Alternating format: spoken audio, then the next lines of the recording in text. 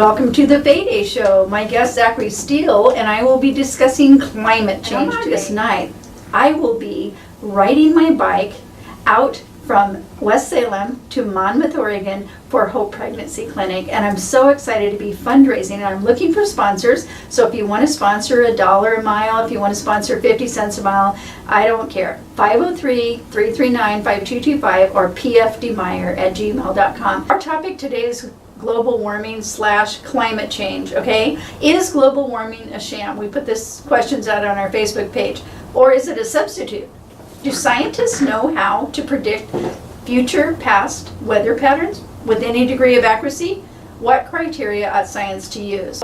We've been talking about some of the current statements that have been foisted by folks, some of which are our president, but not way before he came on the scene. We had a dude named Al Gore who was putting forth ideas about global warming. Do you remember that? Yeah, I had to watch it in high school and even in college we got stuck watching it. An interesting fact I found on that video from Al Gore was actually in 2009, the United Kingdom banned that video from all government-funded schools because they found more than 9 scientific inaccuracies in the whole presentation that he gave and got this global warming hoax going. Yeah, it's interesting because this is the guy who invented the internet. I wink. Global warming isn't expected to abolish winters in the U.S. anytime soon. Right now, experts are worried about a 2 degree to 4 degree rise in the global average of temperatures. What's the current research saying about global warming right now, Zach? Actually, currently the current research says that the globe is cooling. Yeah, about 4 degrees. Yeah, we're 0.4, right? 0.4 degrees, and we're actually getting more ice in our southern hemisphere, in the southern hemisphere than we've ever had before. Which is interesting. So, because the research wasn't fulfilling the needs of the original claim, which was global warming, not just U.S. warming or U.S. cooling, but global warming, they have changed the name to climate change right now. Well, that's not working either, and the reason for that is people are starting to think. They're starting to be tired of being told what to think, and they're learning how, and they're going, wait a minute, we can't change climate. That's kind of a natural phenomenon. We can't change climate. Interesting. So climate change didn't work for them. So the new term being used is called polar vortex.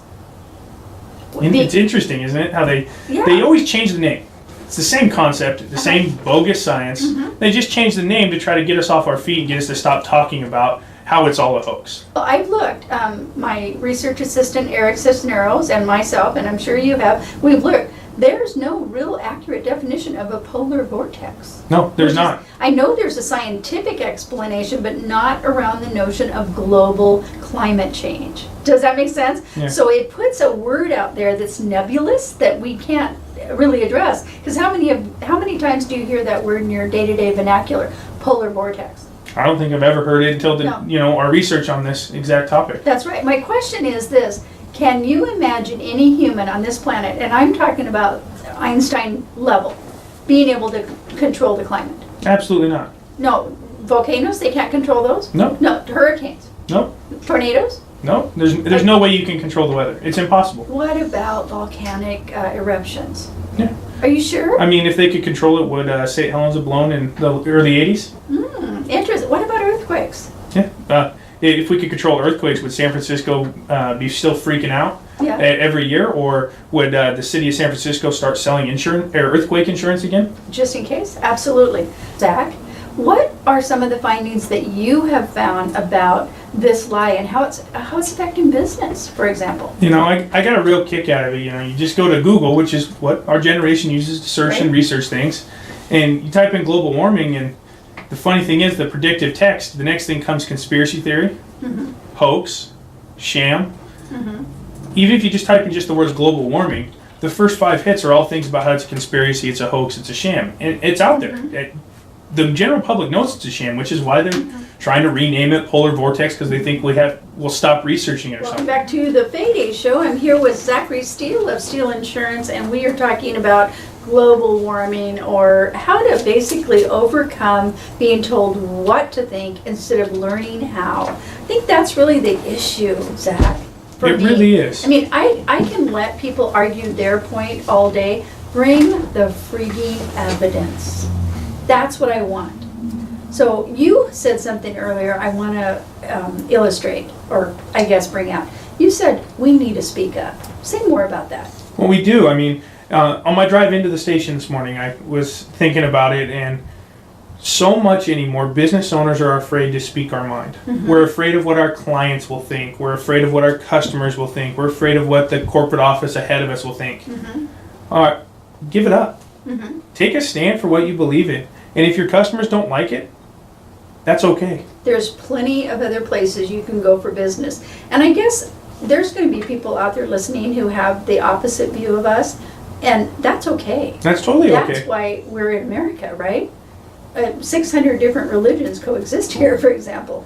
Nevertheless, because you have a belief doesn't give you the right to voice that on somebody else. But if you're making a decision about your own belief system, and you're asking me to pay for it, you better show me the evidence. Holmes. Exactly. You better show me the evidence, because I'm not going to buy it. And that's where we're coming to grips. Does that make sense? If this were just an argument over coffee talk, that they're saying, oh, global warming's real, and I'm saying, no, it's not. I'm saying you're trying to get money. We would just be yakking, and that'd be okay. But you're now trying to get hard-earned, tax-paying people who can barely feed their family to support your pet idea that's a lie and a sham. And it gets repeatedly a lie and a sham. Yep. Are you for that, Zach? I'm not. I mean, we work hard to make a living. We work hard to better our family. Why should my tax dollars go to a sham? Yeah, and it's not just a local sham. These dollars are going out of the country. They are. Our American dollars are going out of the country for research worldwide to perpetuate the sham. Well, the other thing, again, it's in Dinesh D'Souza's America movie. He talks about how the perpetuation of this global warming thing is really to destabilize America, because if America's destabilized, other countries who want to rise up can. Yeah. And we're so busy worried about climate change that we're not closing our borders. We're so busy worried about climate change, we're not building jobs. We're so busy worried about climate change, we're not even raising food enough for our very own. If the research is right, and 1 out of 5 kids in the U.S. are hungry, then guess what? We're not doing our jobs. And now we're bringing 300,000 kids from, non-contiguous states, Yeah. It's just crazy. That's not just Mexico. That's other states, other countries. They're being flown over and harmed. So we've got a lot. So we need to speak up. You said speak up. We need to check the data, right? Exactly. We need to learn what significant research looks like, and we need to demand it, okay? And we need to ask this question: is science always right? You see? You notice even when an experiment comes out the same way 100 times, it's never fact. Yeah. No, because science is not supposed to be fact. No. Right? I'm pretty sure that some people who thought the earth was flat at one time would have thought, it's flat, it's flat. All I can see is it's flat. But we've proven that to be wrong now. Mm-hmm. And so we're going to get better at science if we do it right. But if we keep lying about science, we're not going to get better. We're actually coming to the end of our show, and I want to make sure everybody remembers cell phones for soldiers, and to get a hold of Zach at 503-508-7109. If you've already donated and you want to keep in touch, about every other day I am posting videos on my Facebook page, and it's www.facebook.com/ZKS Insurance. ZKS. And you can find all the videos there that keeps up to date on how many phones we have and when we get ready to send them out. Outstanding. So please join me on the 15th at Volcano Stadium, again on the 26th, and text me right now at 503-339-5225 if you want Volcano's tickets, ladies. We'll be back next week on the FayDay Show. Thank you very much.